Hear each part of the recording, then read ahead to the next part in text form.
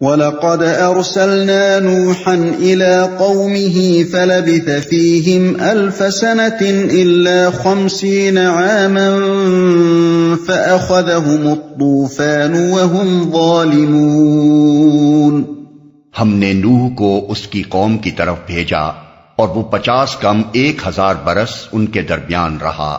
آخر کار ان لوگوں کو طوفان نے آ گھیرا اس حال میں کہ وہ ظالم تھے۔ قوم کی طرف بھیجا۔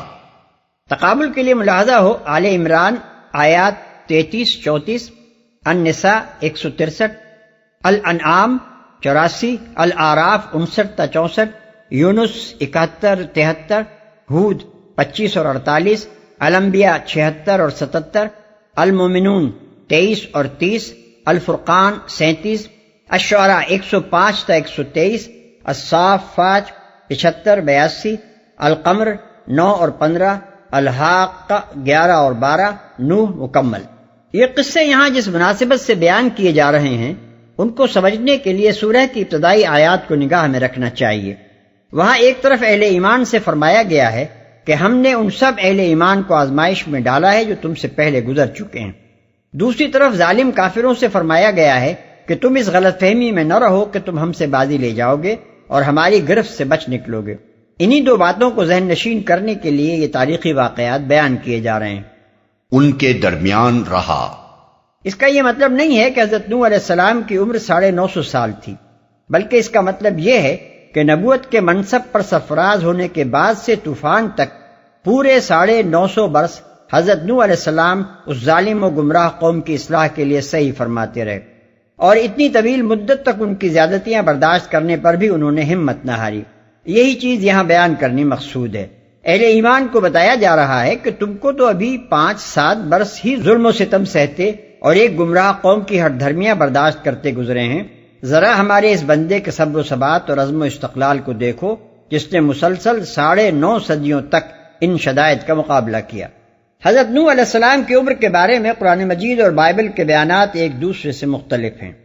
بائبل کا بیان یہ ہے کہ ان کی عمر 950 سال تھی۔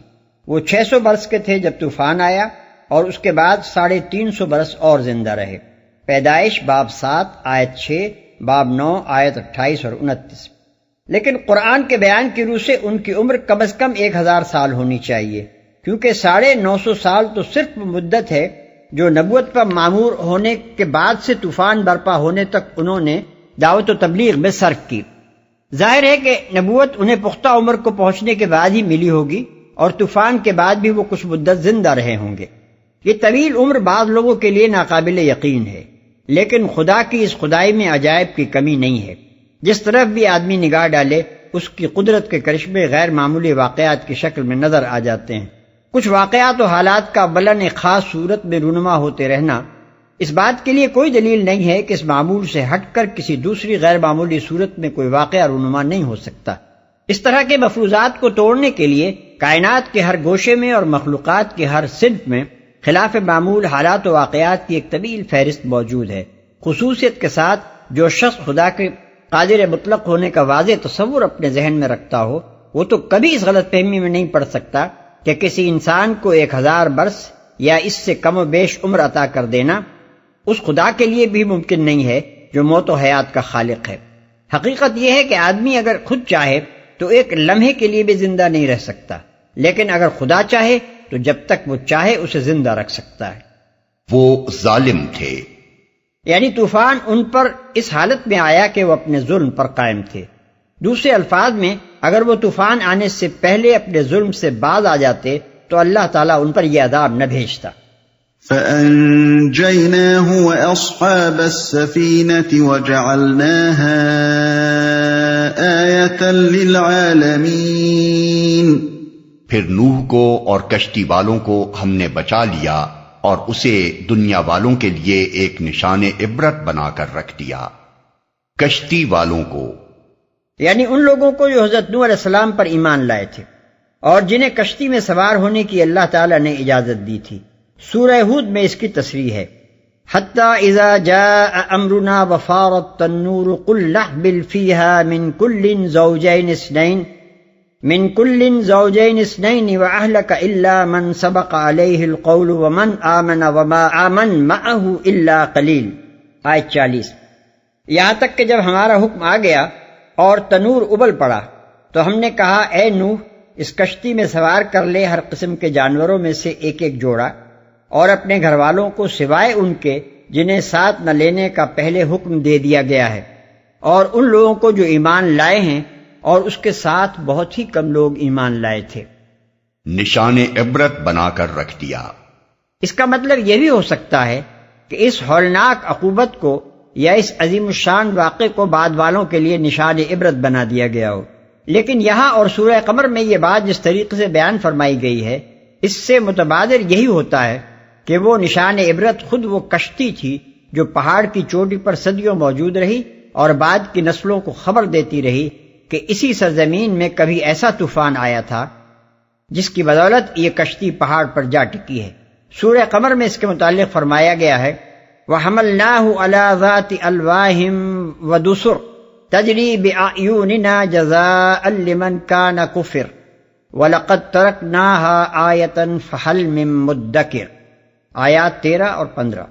اور ہم نے نوح کو سوار کیا تختوں اور میخوں والی کشتی پر، وہ چل رہی تھی ہماری نگرانی میں اس شخص کے لیے جزا کے طور پر جس کا انکار کر دیا گیا تھا، اور ہم نے اسے چھوڑ دیا ایک نشانی بنا کر، پس ہے کوئی سبق لینے والا.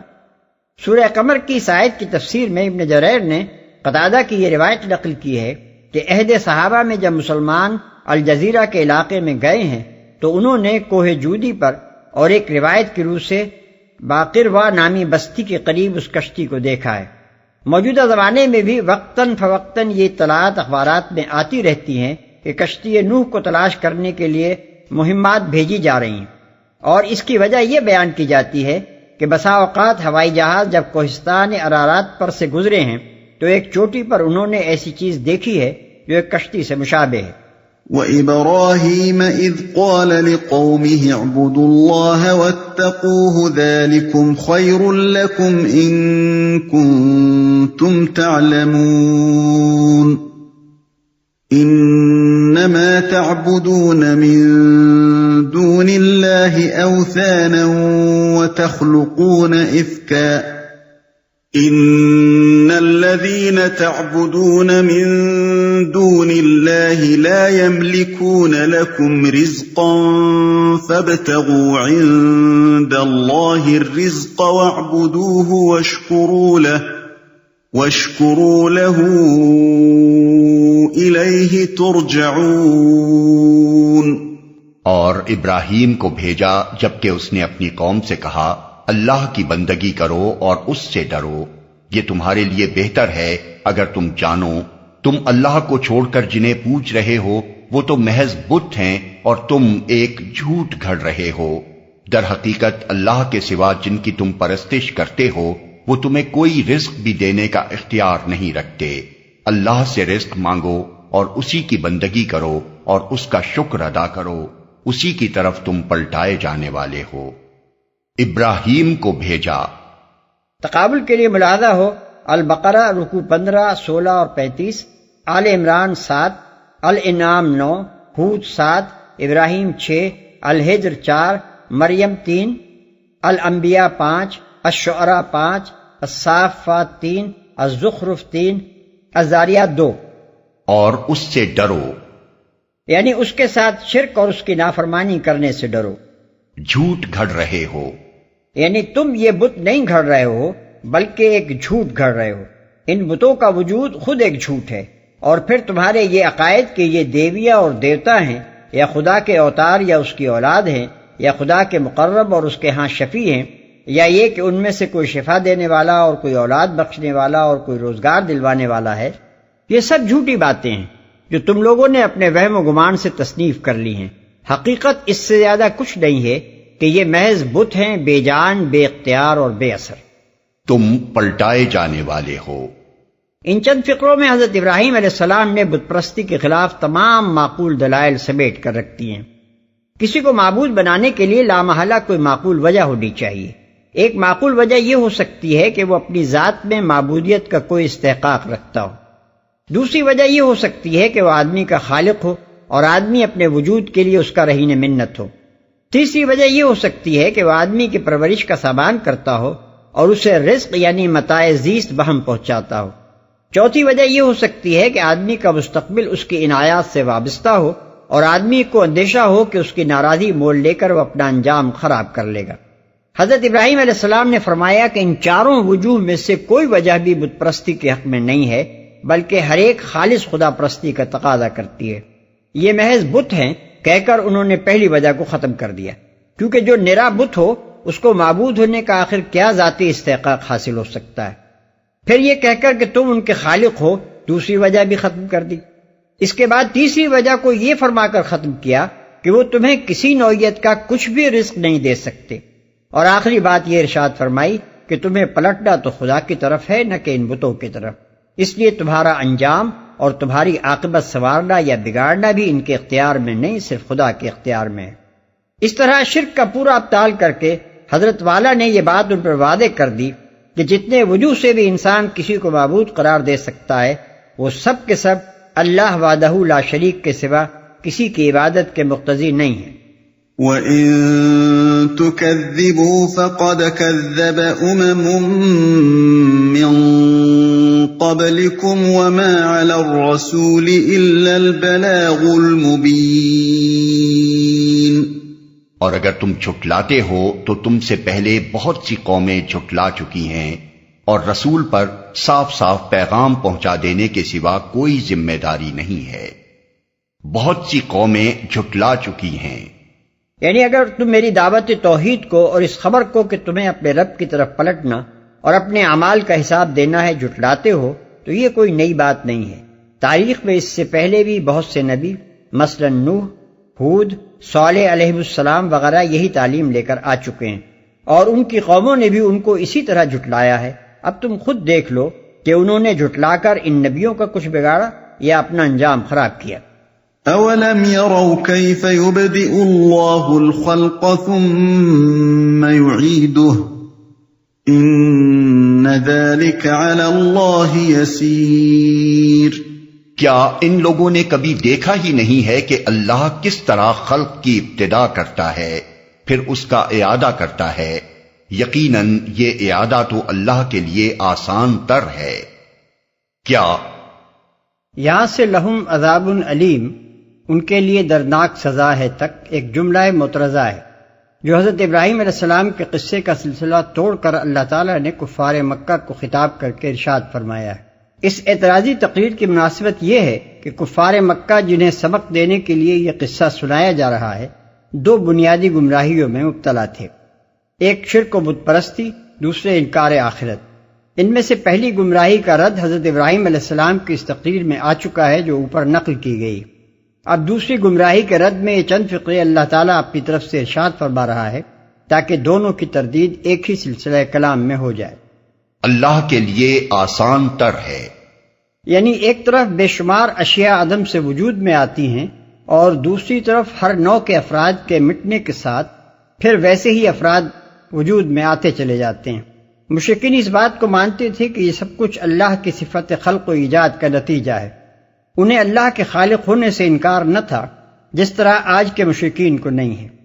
اس لیے ان کی اپنی مانی ہوئی بات پر یہ دلیل قائم کی گئی ہے کہ جو خدا تمہارے نزدیک اشیاء کو عدم سے وجود میں لاتا ہے اور پھر ایک ہی دفعہ تخلیق کر کے نہیں رہ جاتا بلکہ تمہاری آنکھوں کے سامنے مٹ جانے والی اشیاء کی جگہ پھر ویسی ہی اشیاء پے در پے وجود میں لاتا چلا جاتا ہے، اس کے بارے میں آخر تم نے یہ کیوں سمجھ رکھا ہے کہ تمہارے مر جانے کے بعد وہ پھر تمہیں دوبارہ زندہ کر کے اٹھا کھڑا نہیں کر سکتا؟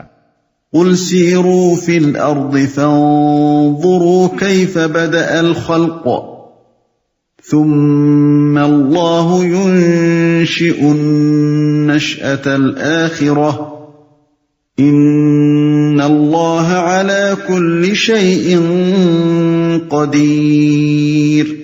ان سے کہو کہ زمین میں چلو پھرو اور دیکھو کہ اس نے کس طرح خلق کی ابتدا کی ہے، پھر اللہ بار دیگر بھی زندگی بخشے گا، یقیناً اللہ ہر چیز پر قادر ہے۔ یعنی جب خدا کی کاریگری سے بار اول کی تخلیق کا تم خود مشاہدہ کر رہے ہو تو تمہیں سمجھنا چاہیے کہ اسی خدا کی کاریگری سے بار دیگر بھی تخلیق ہوگی، ایسا کرنا اس کی قدرت سے باہر نہیں ہے اور نہ ہو سکتا ہے۔ يعذب من يشاء